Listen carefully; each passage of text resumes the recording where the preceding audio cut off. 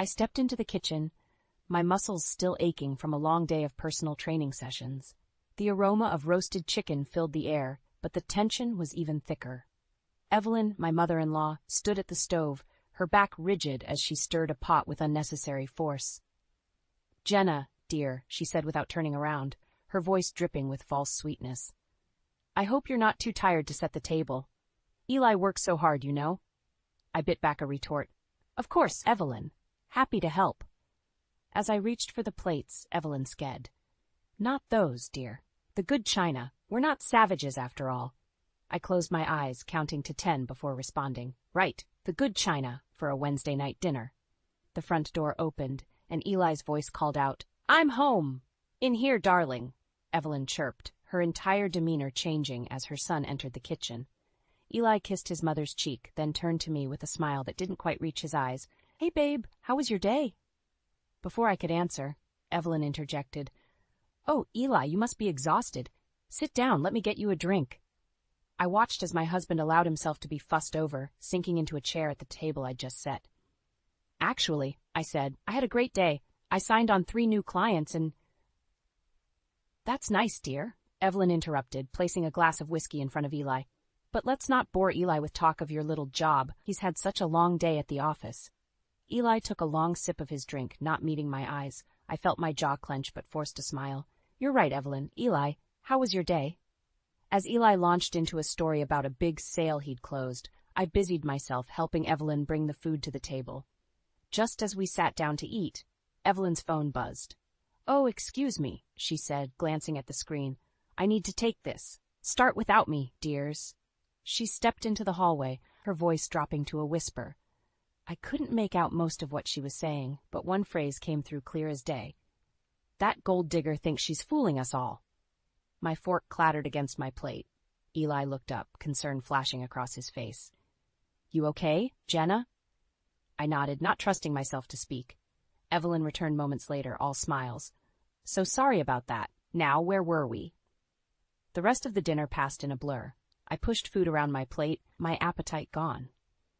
As soon as it was polite, I excused myself to do the dishes. Standing at the sink, I could hear Evelyn and Eli talking in low voices in the living room. I strained to make out their words, but all I caught was Evelyn saying, "Need to protect our family's assets." My hands shook as I scrubbed a plate with unnecessary force. How had we gotten here?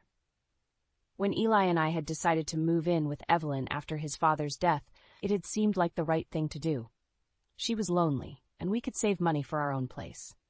But in the 3 months since, it felt like my entire world had shrunk to this suffocating house and Evelyn's constant criticism. I took a deep breath, trying to center myself. I wouldn't let Evelyn's words get to me. I wouldn't let her drive a wedge between Eli and me. We were a team, weren't we? As I dried my hands, I made a decision. I would talk to Eli tonight, lay everything out in the open. We'd find a way to make this work, to keep our family together, despite Evelyn's interference. But when I walked into our bedroom later that night, Eli was already asleep, his back turned to my side of the bed. I stood there for a long moment, watching the rise and fall of his breathing, feeling more alone than ever. Tomorrow, I promised myself, we'd talk tomorrow, and somehow we'd find a way through this. We had to. I stared at the credit card statement in disbelief, my hands shaking. "Eli, what is this?" I asked, my voice barely above a whisper. He glanced up from his phone, looking annoyed. "What's what?" I thrust the paper at him. "This! A $5,000 watch? Designer suits? Eli, we can't afford this." He shrugged, turning back to his phone. "Relax, Jenna. I got a big commission last month. We're fine." "We're not fine," I insisted, feeling my frustration mount. "We're living with your mother because we're supposed to be saving money, remember?" Eli's eyes flashed. "Maybe if you contributed more to our finances, we wouldn't have to worry so much." The words hit me like a slap. "Excuse me, I work just as hard as you do." "Please," he scoffed. "Playing gym teacher to bored housewives isn't exactly bringing in the big bucks, is it?" Before I could respond, Evelyn glided into the room. "Is everything all right, dears?" I heard raised voices. Eli's demeanor changed instantly. "Everything's fine, Mom. Jenna's just a little stressed about money." Evelyn's eyes narrowed. "Oh, I thought you two were doing so well. Eli's been working so hard." I bit my tongue, knowing anything I said would be twisted. It's nothing, Evelyn. Just a misunderstanding. She patted my arm condescendingly. Don't worry, dear. I'm sure Eli will take care of everything. He always does. As she left, I turned back to Eli. We need to talk about this. Seriously. He stood up, grabbing his keys. Not now, Jenna. I'm meeting the guys for drinks. Drinks? I sputtered. After what I just showed you? He was already halfway out the door. We'll talk later, okay? The front door slammed, leaving me alone with my anger and frustration. I paced the living room, trying to calm down. This wasn't like Eli. He'd always been responsible with money before. What had changed? My eyes fell on a framed photo of Eli and his parents. Evelyn's smug smile seemed to mock me. Of course. She'd been pushing Eli to live up to his potential ever since we moved in. Apparently, that meant spending money we didn't have. The next morning, I cornered Eli before he left for work.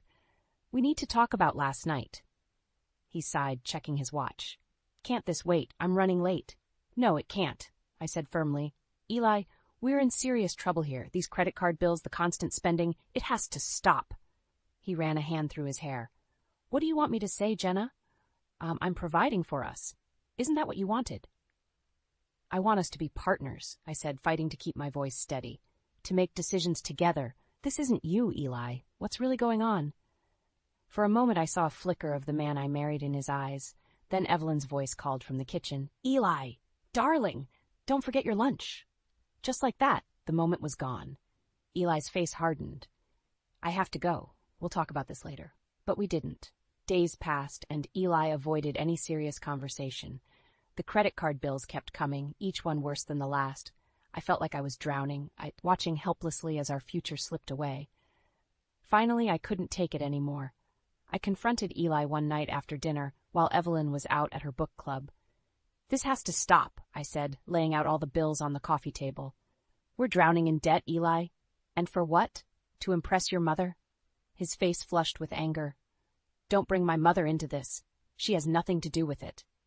She has everything to do with it, I shouted, my composure finally breaking. Ever since we moved in, you've been different, reckless, irresponsible. This isn't you, Eli. What happened to our plans, our future? For a long moment, he was silent. Then, in a voice I barely recognized, he said, Maybe our plans have changed. Maybe this is who I really am, Jenna. Did you ever think of that? I stared at him, feeling as if I was looking at a stranger. If that's true, I said quietly, then I don't know who you are anymore. As I turned to leave the room, I heard him mutter, Maybe you never did. I paused in the doorway, my heart breaking. How had we come to this? And more importantly, where do we go from here? I took a deep breath, steeling myself before knocking on Evelyn's bedroom door. It was time to address this mess head-on. Come in, she called, her voice syrupy sweet. I stepped inside, finding Evelyn at her vanity, applying lipstick with practiced precision. Evelyn, we need to talk about the family finances. She raised an eyebrow, meeting my eyes in the mirror. Oh? And what would you know about our family finances, dear? I bit back a retort, reminding myself to stay calm. I've seen the credit card statements, Evelyn. The spending is out of control. We need to rein it in before. We? She interrupted, swiveling to face me. There is no we when it comes to this family's money, Jenna. That's between Eli and me. I'm Eli's wife, I said, my voice rising despite my best efforts. His finances are my finances. Evelyn's laugh was cold and brittle. Oh, you'd like that, wouldn't you, to get your hands on our family's hard-earned money? That's not what this is about, I insisted. We're drowning in debt, Evelyn. Can't you see that? She stood, her eyes flashing with anger. What I see is a gold digger trying to control my son. Eli knows what he's doing. He's a Bradshaw, after all. Being a Bradshaw doesn't make him immune to financial ruin, I shouted, my composure finally breaking. Evelyn's hand connected with my cheek before I could react. The slap echoed in the sudden silence. How dare you, she hissed. Get out of my room! Get out of my house! I stumbled backward, my hand on my stinging cheek. This is my house, too, I said, but my voice sounded weak even to my own ears. Evelyn advanced on me, her face twisted with rage. This will never be your house. You'll never be a true Bradshaw. Eli will see that soon enough. I fled the room, slamming the door behind me. My heart raced as I leaned against the wall, trying to catch my breath. This was worse than I'd imagined. How had things spiraled so far out of control? That night, I lay awake long after Eli had fallen asleep. His soft snores felt like a betrayal. How could he sleep so peacefully while our world was crumbling? The next morning, I made a decision. If Eli and Evelyn wouldn't listen to reason, I'd have to take matters into my own hands. I made an appointment with a financial advisor, gathering every scrap of financial information I could find. As I sat in the sleek office, laying out our dire situation, I felt a glimmer of hope for the first time in weeks. "Mrs. Bradshaw," the advisor said, her face grave, "I won't sugarcoat this. Your financial situation is precarious at best." I nodded, unsurprised. "What can we do?" She outlined a strict budget, debt consolidation plans, and potential lifestyle changes. It wouldn't be easy, but it was a path forward. Armed with this information, I returned home, ready to confront Eli and Evelyn once and for all. But as I walked through the front door, I froze.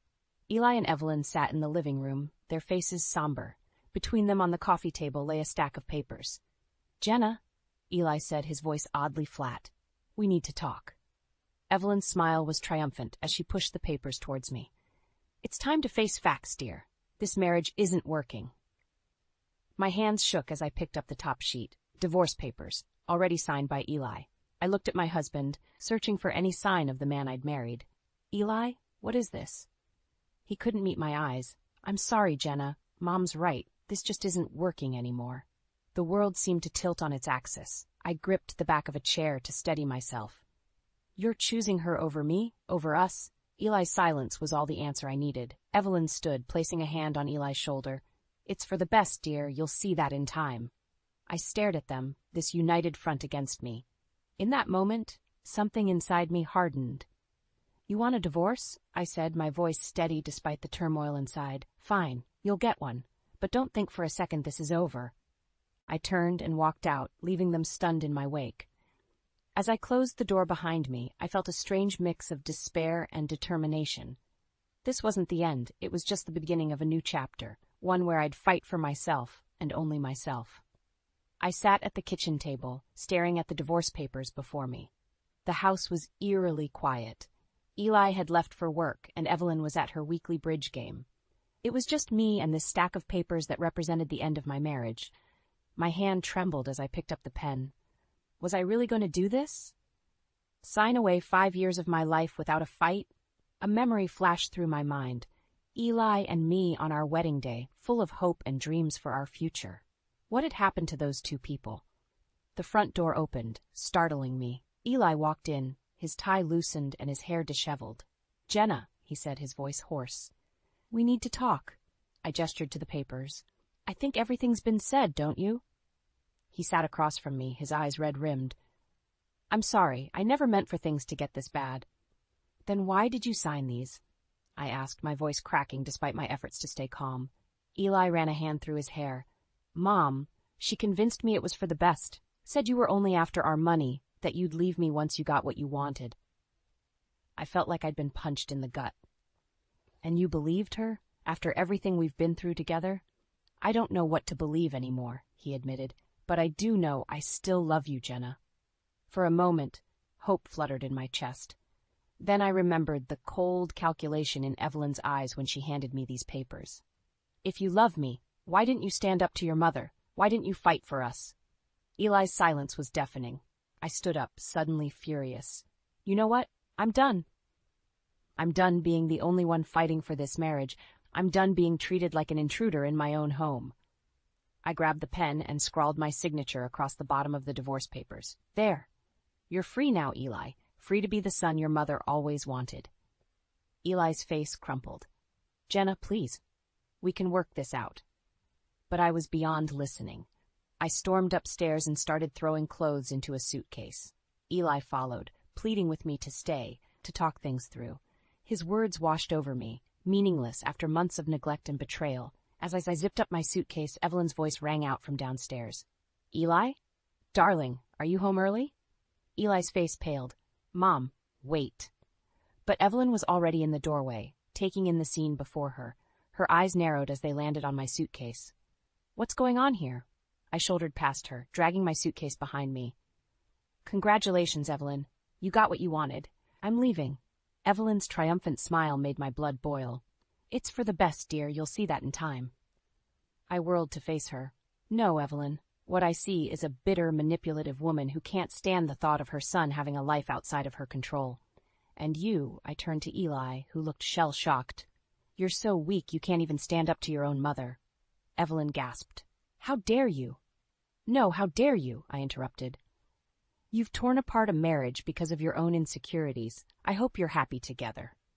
I stormed down the stairs, my heart pounding. As I reached for the front door, Eli's hand caught my arm.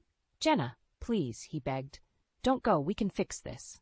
I looked into his eyes, searching for the man I'd fallen in love with, but all I saw was a reflection of Evelyn's manipulations. It's too late, Eli, I said softly. You made your choice. Now I'm making mine. I pulled away from him and walked out the door, leaving behind the suffocating world of the Bradshaws. As I threw my suitcase into the trunk of my car, a strange sense of calm washed over me. This wasn't the end. It was a new beginning. And for the first time in months, I felt like I could breathe again. As I drove away, I made a silent vow to myself. I would rebuild my life on my terms, and I would never again let anyone make me feel small or unworthy. The road ahead was uncertain, but one thing was clear. I was finally free. 6 months after walking out of Eli and Evelyn's lives, I stood in front of the mirror, barely recognizing the woman staring back at me. Gone was the timid, self-doubting Jenna who had let herself be pushed around. In her place stood a confident, successful business owner. My personal training business had taken off, and I'd just signed the lease on my own studio space. Life was good, or at least it was getting there. The sharp trill of my phone cut through my thoughts. Unknown number. I almost ignored it, but something made me answer. Jenna? Eli's voice, ragged and desperate, filled the line. I need your help. I gripped the phone tighter. Eli, what's wrong? Everything, he choked out. The business, it's gone. I'm in trouble, Jenna, serious trouble. My heart raced. Despite everything, a part of me still cared. What kind of trouble? Financial, legal. I made some bad decisions. Mom's furious. She's cut me off completely. I closed my eyes, fighting the urge to rush to his rescue. I'm sorry to hear that, Eli, but I don't see how I can help. Please, he begged. Just, can we meet? I need to explain in person. Against my better judgment, I agreed. An hour later, I sat across from Eli in a quiet cafe. He looked terrible, unshaven, dark circles under his eyes, his designer clothes rumpled and stained. I messed up, Jenna, he said, his voice barely above a whisper.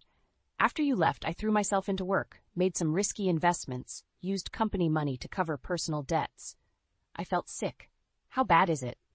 Bad enough that I might go to jail. He reached across the table, grabbing my hand. I need money, Jenna, to pay back what I took, to hire a good lawyer. You're the only one I can turn to. I pulled my hand away, shock turning to anger. You're unbelievable, you know that? You throw me away like I'm nothing, and now you want me to bail you out? I know I don't deserve it, he said, tears in his eyes. But I'm desperate. Mom won't help. She says I've brought shame on the family name. A bitter laugh escaped me. And what about me, Eli? What about the shame and humiliation you put me through? He hung his head. I'm sorry. I was weak. I let Mom manipulate me. I see that now. For a moment, I felt a flicker of sympathy. Then I remembered the coldness in his eyes when he'd handed me those divorce papers. No, I said, my voice firm. I won't help you, Eli. You made your choices. Now you have to live with them. I stood to leave, but his next words stopped me cold. If you don't help me, I'll have to drag you into this, he said, desperation making his voice ugly. We were still married when some of this happened. You could be implicated too. I stared at him, disbelief turning to fury. Are you threatening me? He backpedaled quickly. No. I don't know what else to do. In that moment, I saw Eli clearly for the first time. Not as the charming man I'd fallen in love with or the weak-willed son Evelyn had molded, but as a desperate, cornered animal willing to do anything to save himself. Goodbye, Eli, I said, my voice cold. Don't contact me again. As I walked out of the cafe, my phone buzzed with a text. It was from my lawyer, confirming our appointment to discuss finalizing the divorce. I took a deep breath, squaring my shoulders. I'd worked too hard to let Eli drag me back to his mess. It was time to cut all ties, once and for all. But as I drove home, doubt crept in. What if Eli wasn't bluffing? Could I really be implicated in his financial misdeeds? And more importantly, was I strong enough to stand my ground if he came after me? I gripped the steering wheel tighter, determination setting in. I'd fought too hard for my independence to give it up now. Whatever Eli threw at me, I'd face it head on. It was time to show the Bradshaws and myself just how strong I'd become. I stood outside the imposing Bradshaw mansion, my heart pounding. It had been months since I'd last seen this place, but today I wasn't here as the meek daughter-in-law. I was here to demand what was rightfully mine. Taking a deep breath, I rang the doorbell. Moments later, Evelyn answered, her eyes widening in surprise. "Jenna, what are you doing here?" I pushed past her into the foyer. "Where's Eli? We need to talk." Evelyn's face hardened. "Eli's not here, and you're not welcome." "Save it, Evelyn," I interrupted. "I know about the debts. I know about everything." Her composure slipped for a moment before she regained control. "I don't know what you're talking about." "Don't play dumb," I snapped. "Eli's been using my name on loan applications. Did you know that? Or did you conveniently overlook it when you were pushing him to spend beyond his means?" Evelyn's face paled. "That's ridiculous. Eli would never." "But he did," I said, pulling out a stack of papers from my bag. "And now I'm on the hook for hundreds of thousands of dollars in debt that you two racked up." Just then, Eli stumbled into the room looking disheveled and hungover. "Jenna, what's going on?" I turned to face him, my anger reaching a boiling point. "What's going on is that you've royally screwed us both, Eli. Did you think I wouldn't find out about the loans? The credit cards?" Eli's face crumpled. I was going to tell you. I just needed more time." "Time for what?" I demanded. "To dig us into an even deeper hole?" Evelyn stepped between us. "Now let's all calm down. I'm sure we can work this out like adults." I laughed bitterly. "Oh, now you want to be reasonable? Where was this attitude when you were poisoning Eli against me? When you were pushing him to spend money we didn't have?" "I was only trying to protect our family," Evelyn said, her voice trembling. "Protect?" I spat. "You've destroyed it. And now you're both going to make this right." I laid out my demands. Eli would take full responsibility for the debts, clearing my name from all financial obligations. In return, I wouldn't press charges for fraud. Eli nodded meekly, but Evelyn bristled. "You can't do this. We'll fight you every step of the way." "Go ahead," I challenged. "I have nothing left to lose. But your precious family name will be dragged through the mud. Is that what you want, Evelyn?" For the first time, I saw fear in her eyes. She turned to Eli. "Don't listen to her. We can find another way." But Eli shook his head. "No, Mom. Jenna's right. I messed up, big time. It's time I faced the consequences." Evelyn's face contorted with rage. "After everything I've done for you? You ungrateful." "Enough," I shouted, silencing them both. "Here's what's going to happen. Eli, you're going to sign these papers taking full responsibility for the debts. Evelyn, you're going to use your connections to help clear my name. And then I never want to hear from either of you again. Are we clear?" The silence that followed was deafening. Eli nodded slowly, reaching for the pen. But as he was about to sign, Evelyn made a last, desperate move. "Wait," she cried. What if we offered you money to make this all go away?" I stared at her, disbelief turning to disgust. "You still don't get it, do you? This isn't about money. It's about doing what's right." With shaking hands, Eli signed the papers. As I gathered them up, I felt a weight lift from my shoulders. But the battle wasn't over yet. I turned to leave, but Evelyn's voice stopped me. "This isn't over, Jenna. You'll regret this." I met her gaze, unflinching. "No, Evelyn. The only thing I regret is not standing up to you sooner." As I walked out of the Bradshaw mansion for the last time, I knew the hardest part was yet to come. The papers were signed, but would Eli and Evelyn follow through? Or was this just the beginning of an even bigger fight? I squared my shoulders, ready to face whatever came next. I'd found my strength, and I wasn't about to let anyone take it away from me again. I stood behind the counter of my newly opened fitness studio, surveying the bustling space with a sense of pride. Months of hard work had paid off, and my business was thriving. As I watched a group of women laughing during their cool-down stretches, I felt a warmth in my chest. This was what success felt like. The bell above the door chimed, and I froze. Evelyn Bradshaw stood in the entrance, looking as polished and imperious as ever. "Jenna, dear," she said, her voice syrupy sweet. What a lovely little gym you have here. I steeled myself, forcing a neutral expression. Evelyn, what are you doing here? She glided towards me, her eyes scanning the room. Can't a mother-in-law visit? We have so much to discuss. Ex-mother-in-law, I corrected. And we have nothing to discuss. The divorce is final. Evelyn's smile tightened. About that, I think we may have been hasty in our judgments. I raised an eyebrow. We? Eli misses you terribly, she continued, ignoring my interruption. And I've come to see that perhaps I was mistaken about you. I couldn't believe what I was hearing. Mistaken? You tried to destroy me, Evelyn. You and Eli both. She waved a hand dismissively. Water under the bridge, dear. The important thing is we want you back in the family. I laughed, the sound harsh even to my own ears. You can't be serious. I'm always serious when it comes to family, Evelyn said, her eyes glinting. And let's be honest, Jenna, you've done well for yourself, but wouldn't you rather have the Bradshaw name and fortune behind you again? The realization hit me like a ton of bricks. This isn't about reconciliation. This is about money. Evelyn's mask slipped for a moment, revealing a flash of desperation. The family business is struggling. Eli's missteps have cost us dearly, but with your success, your connections in the fitness world, you want to use me to save your family's reputation, I said, disgust rising in my throat. Think of it as a mutually beneficial arrangement, Evelyn pressed. You'd have everything you ever wanted, the wealth, the status, the family. For a split second I faltered. The idea of never having to worry about money again was tempting. But then I remembered the endless nights of tears, the constant belittling, the betrayal. No, I said, my voice firm. I don't want any of that. Not anymore. Evelyn's face hardened. Don't be a fool, Jenna. You'll never have an opportunity like this again. Good, I shot back, because I don't need your money or your name. I've built something for myself, something real, and I won't let you take that away from me. She leaned in close, her voice dropping to a hiss. You ungrateful little gold digger. You think you can turn your back on the Bradshaws? We made you. I stood my ground, meeting her gaze. No, Evelyn, you tried to break me, but I remade myself. The bell chimed again, and Eli walked in, looking sheepish. Mom, what's going on? I turned to him, my resolve strengthening. Your mother was just leaving, and so are you. Eli's face fell. Jenna, please, we can work this out. I've changed, I swear. It's too late, I said, my voice steady. I've moved on, and it's time you both did too.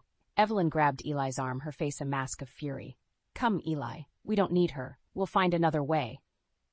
As they stormed out, I felt a weight lift from my shoulders. I'd faced my demons and come out stronger. But as I turned back to my studio, a nagging doubt crept in. Would the Bradshaws really let this go? Or was this just the calm before an even bigger storm? I shook off the thought, focusing on the women still working out, oblivious to the drama that had just unfolded. Whatever came next, I was ready. I'd fought too hard for my independence to let anyone take it away now. As I rejoined my class, guiding them through their final stretches, I felt a sense of peace wash over me. For the first time in years, I was truly free. And no amount of money or status could ever compare to that feeling. I sat in my doctor's office, staring at the ultrasound image in my hands. Pregnant. The word echoed in my mind, filling me with a mixture of joy and trepidation. As I walked out into the bright sunlight, my phone buzzed with a news alert. Bradshaw family empire crumbles. CEO Eli Bradshaw arrested for fraud. My heart raced as I clicked on the article. There, in stark black and white, was the story of Eli and Evelyn's downfall. The family business had collapsed under the weight of Eli's mismanagement and fraudulent activities. Evelyn, it seemed, had suffered a stress-induced stroke and was now in a long-term care facility. A part of me felt a twisted satisfaction. Wasn't this what I had wanted? To see them suffer as I had? But as I placed a hand on my still flat stomach, I felt a wave of sadness wash over me. This wasn't justice. It was tragedy. My phone rang, startling me. It was Eli. Jenna. His voice was broken, desperate. I know I have no right to ask, but I need help. Mom's medical bills, the legal fees. I don't know what to do. I closed my eyes, torn between compassion and self-preservation. I'm sorry, Eli, but I can't get involved, not anymore. Please, he begged. You're the only one who ever truly cared about us, about me. The old Jenna would have caved, would have rushed to his rescue, but I wasn't that woman anymore. No, Eli, I said firmly. You're right, I did care, but you and Evelyn threw that away. I've moved on, and it's time you did too.